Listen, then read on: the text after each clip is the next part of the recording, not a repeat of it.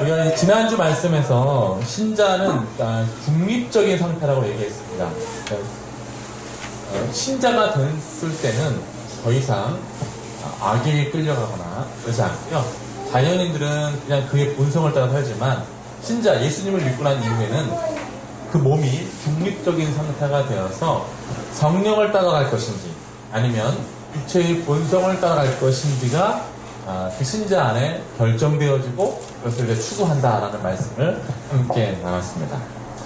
그러면 이제 우리가 이 두 소욕을 함께 분명히 있다라는 것을 확인했을 때 과연 지금 나는 어떤 소욕을 쫓아서 살고 있는지, 지금 너는 다른 분들은 어떤 소욕을 쫓아 살고 있는지를 어떻게 알 수 있는가가 오늘 설교의 주 내용입니다. 그러니까 우리는 이 말씀을 통해서 우리 자신을 스스로 점검해야 하고요.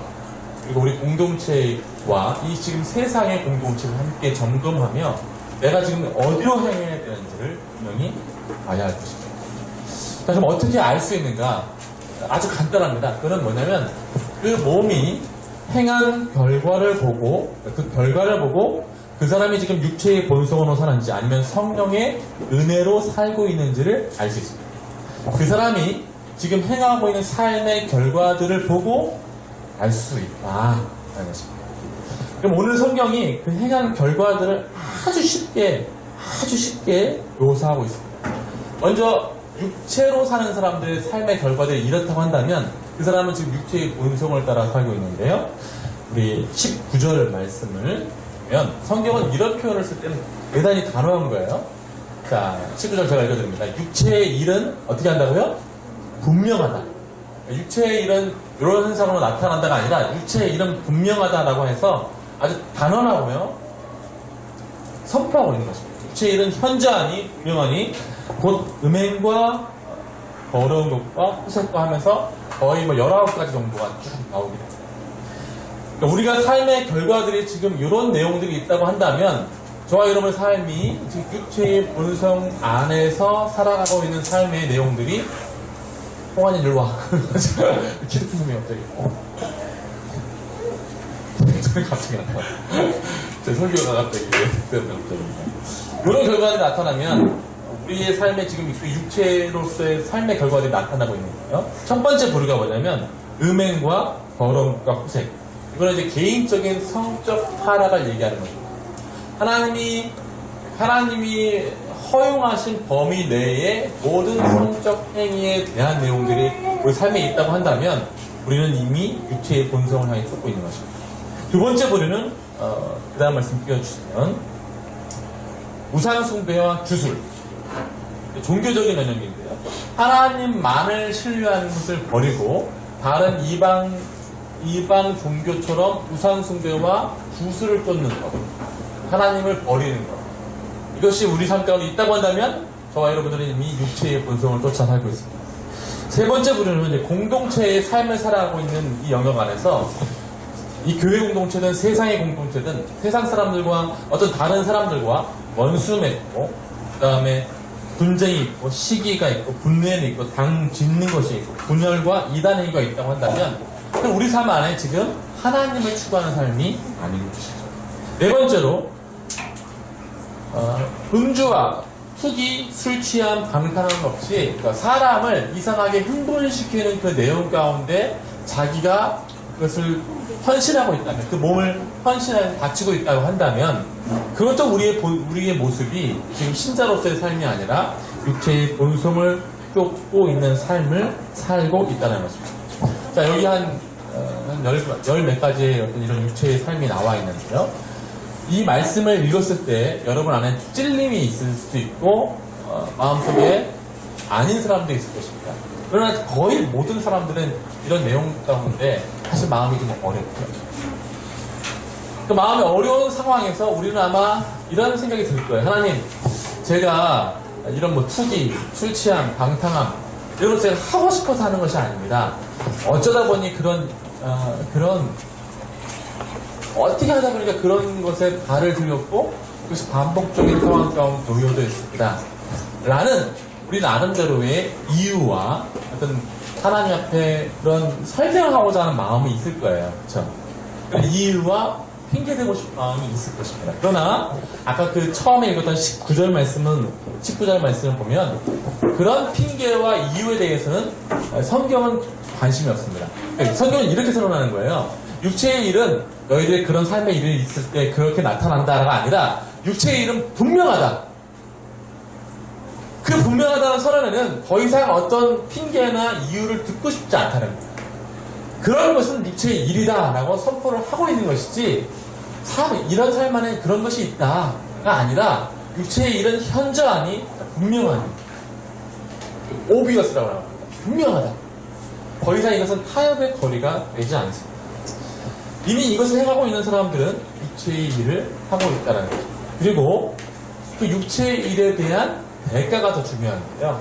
21절 말씀입니다. 21절 맨 마지막에 이렇게 나와 있습니다. 맨 여기서부터 한번 읽어볼게요. 이런 일들을. 자, 시작. 이런 일을 행하는 자들은 하나님의 나라를 유업으로 받지 못할 것이요. 아멘. 중요한 것은 뭐냐면 이것을 행한 대가예요. 이런 것들을 행한 그 육체의 일을 따르는 삶의 결과들이 있는 사람들에게 하나님께서 분명히 말씀하시는데 이런 일을 하는 자들은 하나님의 나라를 유업으로 받지 못한다 라고 아주 단호하게 제가 지난주 금요일날 우리 교회 통장을 개설하기 위해서 은행을 갔습니다. 은행 갈 때 교회 통장을 개설하려고 하면 그냥 가면 안 돼요. 교회라는 이름의 통장을 개설하기 위해서는 교회라는 것을 증명하기 위한 여러 서류들을 가지고 가요. 저만 혼자 가면 안 돼요. 신분증 여러 개를 가지고 가요.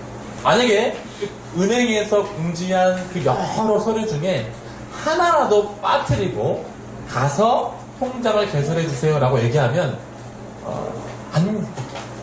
제가 가서 뭐 예를 들어서 제가 그 교회 증명하는 서류를 빼먹고 가서 제가 오늘 아침에 일이 있었는데요. 그 일을 너무너무 바쁘다 보니까 그것만 제가 빼먹고 왔다고 얘기하면서 그 은행 직원에게 여러 사정과 이유와 핑계를 댄다 할지라도 근데 그 핑계를 듣고서 그 은행 직원이 저한테 너무너무 마음이 안타깝고 그래 또 시간을 가까워야죠. 또 그런 걸 다시 뽑아와야 되고 얼마나 힘든 과정이 있겠습니까? 미안합니다. 그렇죠. 하지만 그 미안한 마음이 은행 직원에게 있다 할지라도 통장은 개설됩니까? 안 된다. 통장은 그 서류를 정확히 가져와야만 개설되는 거예요. 그렇죠? 아무리 은행 직원이 저한테 미안한 마음이 있고 불쌍한 마음이 들고 그 시간을 해서 그런 마음이 든다 할지라도 그거는 그 이유와 핑계는 은행 계좌를 여는 것과는 전혀 관계가 없다는 거예요. 여기에 나와 있는 육체의 일이 현저하다는 이 선언에는 성경이 그렇게 선언을 하는 이 선언에는 하나님의 마음도 아프시죠. 저 여러분이 그런 이유와 핑계 안에서 그런 육체의 본성을 행하는 그 모습이 안타까우시죠. 그러나 육체의 일은 분명하다는 이 선언 안에 그 다음 말씀에 하나님 나라를 유업으로 받지 못한다는 것은 하나님께서 그런 일들에 대한 마음의 안타까움은 있으시지만 그것이 하나님 나라를 받는 것을 막을 수 있는 이유는 되지 않는다는 것입니다. 분명하다는 거죠. 그러니까 여기서는 우리가 더 이상 핑계를 댈 수가 없다는 거예요. 그러면 사랑하는 성도 여러분, 제가 이 설교 시간을 통해서 여러분들이 부탁드립니다. 하나님 앞에 어떤 근거와 이유와 어떤 핑계를 대려고 하지 마시고, 왜냐하면 이게 되게 급한 일이에요. 그럴 시간이 없어요. 하나님은 그걸 들으시긴 하지만 그걸 가지고 여러분들의 구원을 여러분들의 심판을 미루신다든가 저와 여러분의 심판을 미루신다든가 그러실 수 있는 상황이 아니셔요. 우리는 분명히 이 일에 대해서 경고를 받아야 합니다. 그럼 왜 이런 육체의 결과들이 이렇게 하나님 나라의 유업을 받지 못하는가? 하나님 나라를 상속받지 못하게 하는가? 그 이유는 아까 나와 있는 이런 육체의 일들이 세상을 본질적으로 악하게 만드는 요소들이기 때문입니다. 이 모든 요소들은 세상을 악하게 만들게 하는, 악을 경험하게 만드는 요소들이기 때문에 하나님은 그 악을 경험케 하는 요소들을 가지고 선택하는 사람들을 하나님 나라에 절대로 드릴 수가 없는 것이죠. 쉽게 한번 생각을 하고 있습니다. 여러분의 자녀, 여러분의 자녀를 낳든 여러분의 자녀가 언젠가 첫 번째부터 보여주십시오. 19절부터. 여러분의 자녀가 만약 은행이 있다고 칩시다. 여러분의 집안에 이 자녀 때문에 근친상간이 일어나는 거예요. 형제가 누나한테, 루이한테, 형제가 뭐 남자애가 뭐 이모한테, 이런 일이, 이런 은행이 있다고 한다면 그 가정에 있는 그것이 우리 집안에 펼쳐졌어요. 그러면 그 집안에서 그런 일을 덮기 위해서 얼마나 많은 악이 펼쳐질까요? 더러운 것과 호색까지 정상적인 성관계가 다 떠난 내용이거든요. 그러게 여러분 가정 가운데 여러분의 자녀 때문에 나타납니다. 그 다음 말씀. 내 자녀가 우상숭배하고 그 다음에 신비적인 어떤 주술을 쫓아서 늘 다녀요. 내 자녀가. 그 자녀가 가지고 가는 삶이 선입니까? 내 자녀가 서로 어떤 사람과 원수 짓고 서로 죽이겠다고 서로 늘 그런 어떤 감정의 격양 상태에 있다고 치죠. 그 삶이 선입니까? 아니에요. 내 자녀가 늘 다른 사람을 분쟁을 일으키고 다른 사람의 분쟁을 받고 늘 다른 사람을 시기하거나 다른 사람의 시기를 받고 다른 사람에게 분내거나 분냄을 받고 내 자녀가 늘 다른 사람과 당을 짓고 투기하고 늘 술 취함과 방탕 가운데 산다고 한다면 내 자녀가 그런다고 한다면 그건 선입니까? 악이죠. 여러분 자녀가 그런 것을 행할 때 여러분 말고 여러분들의 자녀가 행할 때 그래 괜찮아 라고 말할 수 있는 사람도 있겠습니다. 제가 작년에 제가 아는 분 중에 작년에 결혼을 하려고 했던 사람이 있었습니다. 결혼 날짜를 다 받아놓고요. 결혼해서 살 집에 그 신혼 그 물품까지 다 들여놨어요. 당연히 11월에 결혼하니까 다 들여놨어요. 근데 막판에 결혼이 파혼됐어요. 파혼된 이유는 그 신부 쪽에서 파혼을 시켰어요. 왜 그러냐면 이제 이 신부 쪽에서 이제 그냥 한번 알아봤나봐요. 그냥 한번 알아봤는데 추적을 한번 해본 거죠. 요즘 그런 게 있대요. 이 형제가 얼마나 깨끗하게 살았나. 그래서 핸드폰 이런 걸 가서 조회해봤더니 그 형제가 그 자매와 사귄 지가 10년 동안 교직 기간이 있었어요. 그 자매와 어떤 뭐 성적인 관계를 맺지 않았어요. 그런데 그 10년 동안 사창가를 드러내면서 계속해서 성을 거기서 만족을 시킨 거예요. 그걸 이 신부 쪽에서 아는 거죠. 근데 급하게 그 신부 쪽 부모님이 이 결혼을 할 거예요. 그리고 신부도 밀려오는 그 배신감에 이 신랑을 포기한 거예요. 10년을 사귀었는데 포기하고 결혼이 결국 파혼됐어요. 여러분, 이게 남일 같지만 여러분의 자녀, 여러분의 딸들이 그렇게 매번 돈을 주고 성적인 것을 해소하려고 했던 그 남자에게 시집가서 평생을 살아간다면 그게 선으로 가는 결혼입니까? 아니면 악으로 가는 결혼입니까? 말려야 합니까? 안 말려야 합니까? 당연히 말려야죠. 그렇죠? 이게 정상적인 거 아니에요? 여러분, 남자가 한번 사창가 이렇게 돈을 주고 성을 사면 그거 못 끊어요. 왜냐하면 그거는 못 끊는 일이거든요. 계속, 왜냐하면 다른 여자를 쉽게 그냥 돈으로 살 수 있는 거기 때문에 그 일은 못 끊어요. 그래서 서둘러 그 집안이 바꾸는 거잖아요. 저는 대단히 현명하다고. 왜냐하면 악으로 가는 거예요. 그러니까 우리 자녀들이 그렇게 가는 것을 막는 것이 왜 그렇게 막느냐? 악이니까. 제가 좀 더 쉽게 이해를 해보겠습니다. 전 이런 얘기는 안 들어야 되는데 여러분의 이해를 돕기 위해서 이거 미리 말씀드립니다.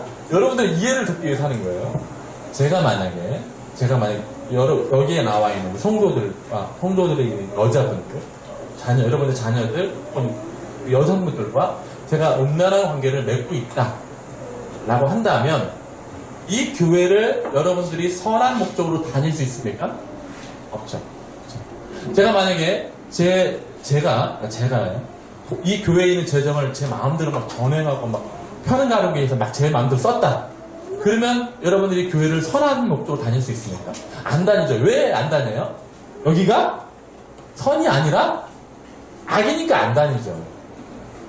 제가 만약에 이런 아까 그 우상숭배와 주술 같이 막 이상한 걸 하면서 막 계속 이상한 걸 강요하고 막 우리 지난번에 나왔던 타작마당 그것이 아닙니까? 뺨을 때리고 막 그러면 여기 다니실 거예요? 안 다니죠. 안 다니는 이유는 뭐예요? 여기가 선이 발견되는 곳이 아니라 악이 발견되는 곳이기 때문에 아무리 교회라는 이름이 있다 할지라도 악이 발견되면 우리는 거기 가고 싶지 않단 말이에요. 그래서 여기 나와 있는 모든 사람이 행하는 일들은 사람을 악을 경험케 하는 일들이기 때문에 이 악을 경험케 하는 일을 조장하거나 참여하거나 그래서 경험케 하는 일들이 있다고 한다면 하나님은 그 사람을 아무리 이유와 핑계가 있다 할지라도 그 사람이 악을 조장케 하는 일이 함께 있다는 그 내용을 동의하고 있기 때문에 하나님 나라를 이쪽으로 가질 수 없게 됩니다. 대단히 무서운 말씀이에요. 만약에 세상에 이런 내용들의 육체의 일만 현저하다고 합시다. 처음부터 보여주시면 19절부터 모든 사람들이 세상의 모든 사람들이 다 막 음란해 서로 막 음행을 저지르고 더러운 늘 호색이 난 난무하고 우상숭배의 어떤 막 신비적인 일들이 펼쳐지고 서로 원수 맺고 찌르고 자르고 죽이고 서로 분쟁이 있고 시기 있고 분내미가 강짓는 것이 있고 분열함과 이단은 있고 온 세상에 막 술취함과 방탕함이 있다고 한다면 여러분 이 세상을 우리는 살고 싶지 않아요. 그러니까 교회가 없고 다 이런 세상이면 여기서 어떻게 살아가요? 살아갈 수가 없어요. 저는 가끔 남미나 뭐 이런데 멕시코나 이런 데 보면 진짜 심각한 악이 지배하는 내용. 더 쉽게 생각해보면 우리 일제시대 생각해보세요. 일제시대. 일제시대는 이런 것들을 다 당하는 거거든요. 처음부터 같이 보여주시면 우리한테 일본 사람들이 정신적으로, 성적으로, 육체적으로 학대하고 이런 내용들을 가지고 그 다음 말씀 보시면 신사참배하고요. 그 다음에 우리를 원수 맺게 하고 분쟁이 있고 우리 교회 한국 사람들끼리 서로 당을 나누고 분열시키고 이런 내용으로 돌아가고 싶진 않잖아요. 우리가. 왜냐하면 그것이 악이 발견되는 곳이기 때문에. 그렇습니다. 그러므로 하나님은 그런 일을 자신의 어떤 이유와 핑계 때문에 하는 사람들에 대해서 더욱더 단호하게 말씀하시는 것입니다. 그런 일을 행하는 사람은 하나님 나라와 전혀 닮지 않았다. 그러므로 우리가 깨달아야 할 것은 그 악을 지금 우리 어떤 이유에서 한다 할지라도 하나님은 그 악에 대해서 그 이유에 대해서 전혀 듣고 싶어 하지 않으시고 단호하게 육체의 이름 분명하니 라는 단호한 선언 가운데 우리의 삶이 되돌아오는 것을 원하시다는 것입니다. 그러므로 사랑하는 성도 여러분, 우선 제가 간절히 부탁드립니다. 이 말씀을 통해서 핑계대지 마십시오. 여러분들이 이 삶이 있다고 한다면 그래서 핑계대실 수가 없어요. 이유를 대지 마십시오. 일단 내가 그 일을 행하고 있는 나를 발견하는 것이 중요합니다. 그리고 제가 아까 우리 신자는 중립적이라고 했잖아요. 일단 내가 그렇게 가고 있는 나를 발견할 때 그래야 내가 다시 중립적인 상황이 돌아오죠. 그래야지 일단 멈추는 것이 중요합니다. 이런 일을 행하고 있다면 일단 멈추십시오. 이게 가장 하나님께서 원하시는 것이죠. 이게 가장 하나님께서 지금 바라시는 것입니다. 일단 멈추시기 바랍니다. 멈추는 게 잘 안 됩니다. 좀 이따 얘기하겠지만 일단 멈추려고 하는 그 마음이 중요합니다. 삶의 자세에 멈추려고 하는 것이 하나님이 싫어하십니다. 하나님이 원하시지 않는. 자, 그리고 이제 22절 한번 보겠습니다. 22절. 이런 상태에서 한번 보자고요. 22절. 오직 성령의 열매들이 나옵니다. 22절 한번 읽어보겠습니다. 시작. 오직 성령의 열매는 사랑과 희락과 화평과 오래 참음과 자비와 양선과 충성과 온유와 절제니 이 같은 것을 금지할 법이 없는 것. 다시 한번 보여주시면 사랑, 희락, 화평, 오래 참음, 자비, 양성, 충성, 온유, 절제. 이런 것들은 세상을 어떻게 하는 것입니까? 다 선하게 하는 거예요. 이 요소들을 보면 세상을 다 선하게 해요. 다시 또 우리 자녀에 대한 예를 들어보면 내 자녀가 다시 한번 보여주세요. 사랑을 받고 사랑을 행하는 거예요. 내 자녀가 늘 기쁘고 누구에게 기쁨을 주는 거. 내 자녀가 누구와 늘 화평하고 화평을 받고 내 자녀가 누구를 오래 참아주고 오래 참을 받기도 하고 내 자녀가 자비를 베풀기도 하고 자비를 받기도 하고 서로 함께 선을 이끌어가고 내 자녀가 서로에게 충성하고 충성을 받고 온유하고 절제하는 상황이 있다고 한다면 우리는 그것이 선이기 때문에 그곳에 있고 싶은 것입니다. 그것이 선의의 요소들이 발견되기 때문에 우리는 그곳에 우리의 자녀들을 보내고 싶고 우리 자신도 그곳에 있고 싶어 하는 것입니다. 자, 오늘 설교 제목이 이것입니다. 나라를 하나님 나라답게 하는 것은 무엇인가? 나라를 하나님 나라답게 하는 것은 무엇인가? 사실 이런 요소들이 하나님 나라의 요소거든요. 하나님 나라는 어떻게 확장됩니까? 하나님 나라는 어떻게 확장돼요? 옛날에 그 이명박 우리 대통령 전 대통령이 서울시 시장일 때 이렇게 기도했던 것이 있었어요. 서울시 어떤 큰 집회 모임에 가서 이제 설교와 간증하면서 서울시를 하나님께 바치겠습니다 이렇게 한번 한 적이 있거든요. 보시는 선언이죠. 서울 땅이 하나님께 바치면 거기 하나님 땅이 됩니까? 하나님 나라가 됩니까? 그런 거 아니거든요. 그러니까 서울시를 바치든 부천시를 바치든 땅은 다 이미 누구 거예요? 땅은 다 하나님 거예요. 그러면 하나님 나라는 어떻게 확장돼요? 서울에 살고 있는 사람들이 육체의 본성을 쫓는 삶이 아니라 이런 성령의 삶을 쫓아나갈 때 그 사람들이 살아가는 사랑과 희락과 화평과 오래참과 충성과 자비와 절제 이런 것들을 통해서 뭐가 확장되는 거예요? 하나님 나라가 확장돼요. 부천시 땅은 하나님 거예요 이미. 인천시 이 부평 땅은 하나님 것이고 구월동도 다 하나님 땅입니다. 거기에 살고 있는 사람들이 하나님의 사람으로서의 삶을 살아갈 때 비로소 하나님 나라가 확장돼요. 이미 하나님 것이니까 중요한 건 사람입니다. 사람. 중요한 건 이 신자가 중요한 거예요. 신자가 그 신자의 삶 안에 믿는 자가 그 믿는 자의 삶 안에 현저하게 육체의 일을 버리고 성령의 일을 쫓느냐 쫓지 않느냐의 삶인 것입니다.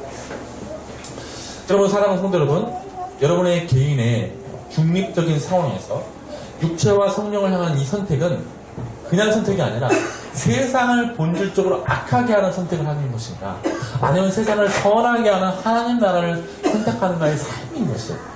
여러분이 사랑을 선택하고 분열을 선택하지 않고 사랑을 선택하는 것을 통해서 세상이 하나님 나라로 지금 변해가는 아주 중요한 사명들이 여러분들에게 있는 것입니다. 여러분들이 원수 맺는 것을 하지 않고 오래 참음을 하는 그것을 통해서 하나님 나라의 가치가 확산되어가지고 하나님의 나라가 확장되어가는 여러분 다 아는 내용으로서의 그런 것입니다. 여러분의 삶의 선택이 그만큼 중요하다는 것입니다. 자, 그러면 우리가 이 성령의 열매들을 어떻게 맺을 수 있는가? 이제 그게 중요하잖아요. 이제 그것을 끊어버리고 어떻게 성령의 열매를 맺을 수 있는가? 19절의 표현과 22절의 표현을 보시면 둘을 비교해보면 이거를 우리가 알 수 있는데 먼저 아까 19절을 다시 보면 19절을 보면 육체의 일은 분명하다라고 나와 있어요. 육체의 이름. 근데 요게 일이 우리 한국 이 개혁 개정에만 육체의 일은 분명하니라고 나와 있는데 요게 사실은 복수로 나와 있어요. 복수. 근데 영어 성경에 보면 언어상 복수로 나와 있는데 영어 성경에 보면 이렇게 돼 있습니다.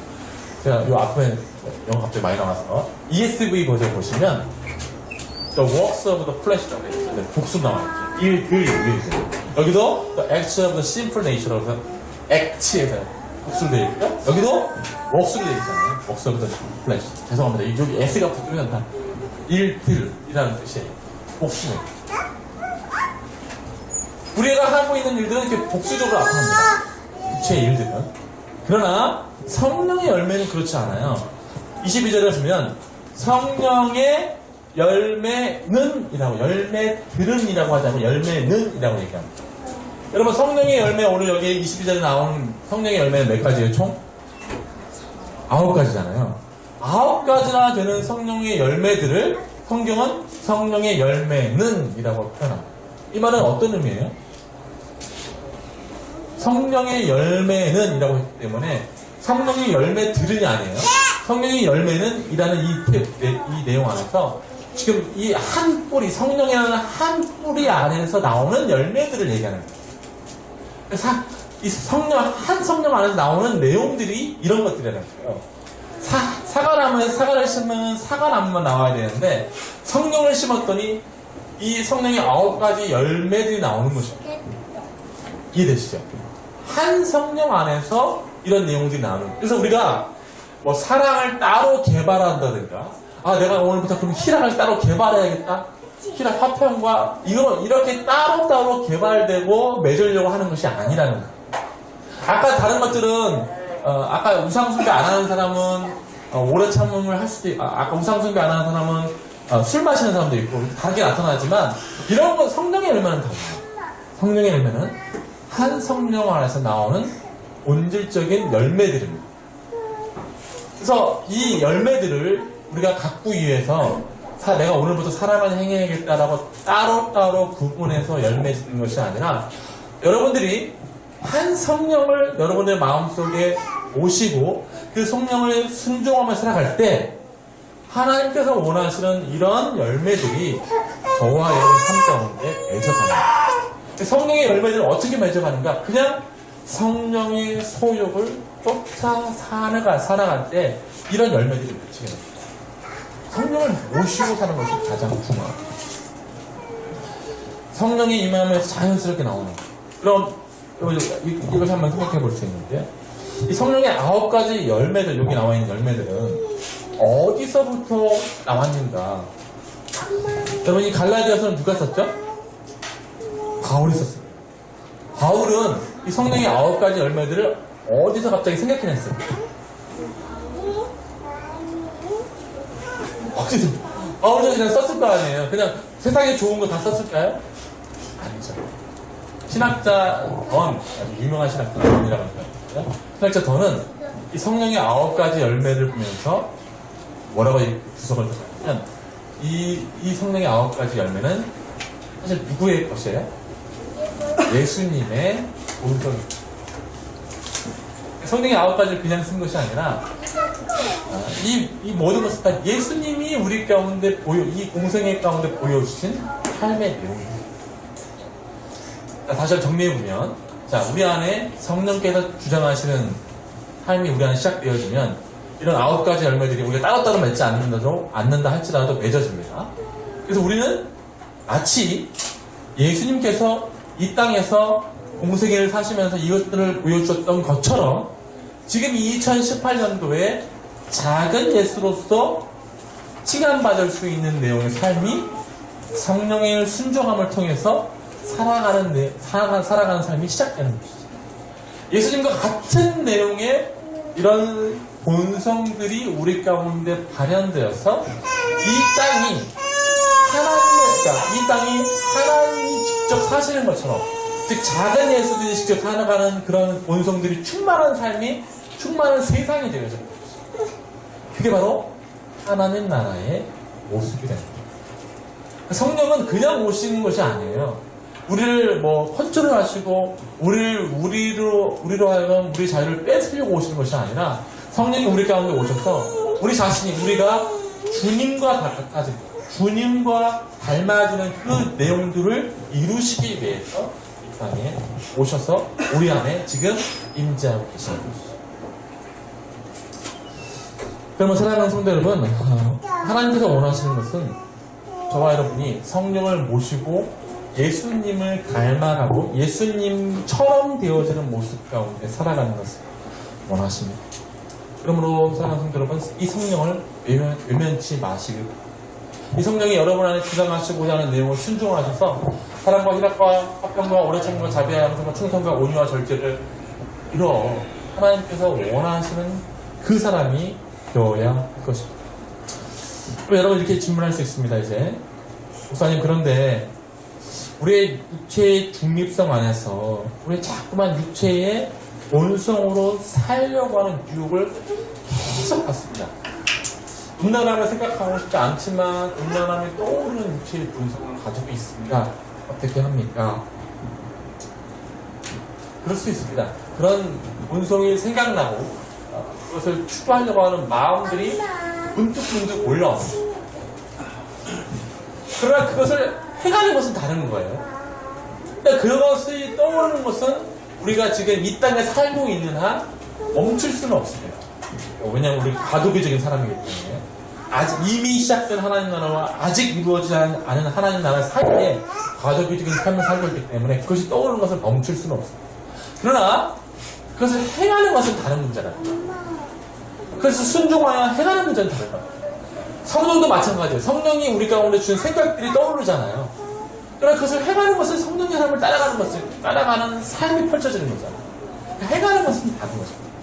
우리가 여전히 그것들을 행하고 있는 이유는 사실 우리가 여전히 우리의 그 육체의 본성의 몸에 헌신하고 있기 때문에. 그러나 그 육체의 본성의 몸은 이미 다 죽은 몸이에요.